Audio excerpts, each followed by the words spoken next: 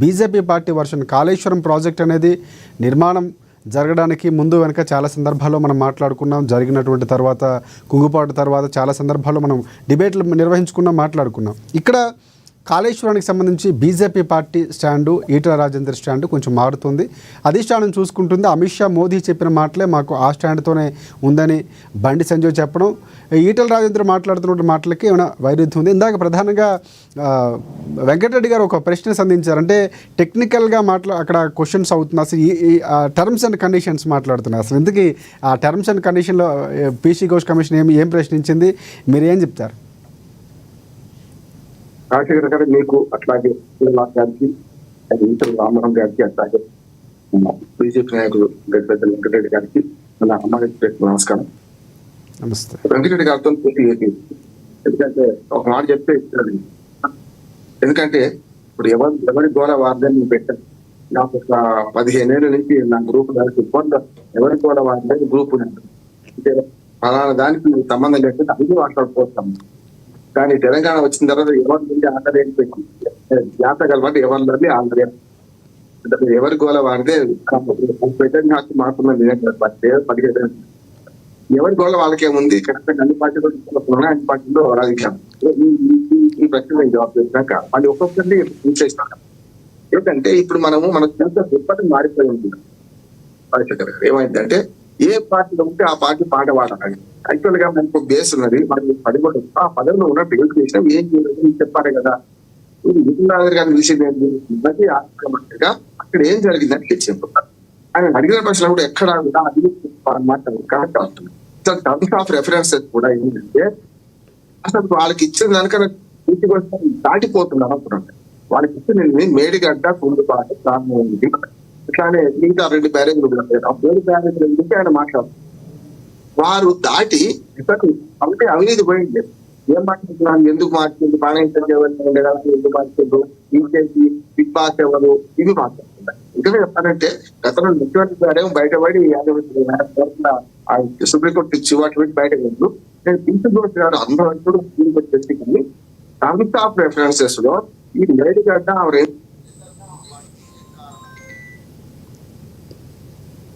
మాట్లాడాలి. ఇది దాటి ఏం పోలేదు.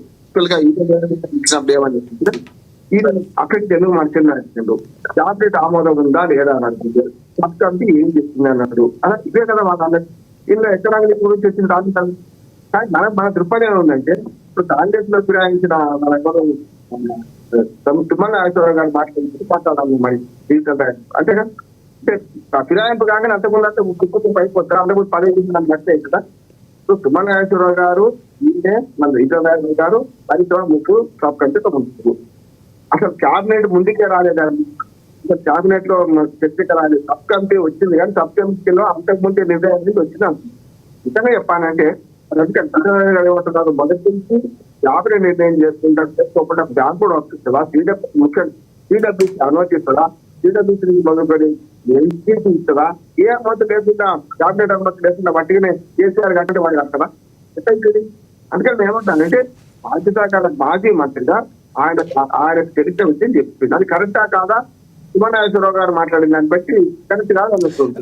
ఒకటి రామ్మోహన్ రావు గారు, ఒకటి ప్రధానంగా అంటే కాళేశ్వరం ప్రాజెక్ట్ అనేది చాలా గొప్ప ప్రాజెక్టుగా ఈటల రాజేందర్ చెప్తున్నారు. కానీ బీజేపీ పార్టీ స్టాండ్ ముందు నుంచి అది అవినీతి, ఒక స్కామ్కి సంబంధించినటువంటి ప్రాజెక్టుగా అభివర్ణించే ప్రయత్నం. ఇటువైపు బీఆర్ఎస్ కూడా బీజేపీ రెండు అదే వర్ణిస్తుంది. అంటే ఇక్కడ కొంచెం 2 భిన్న స్వరాలు వస్తున్నాయి.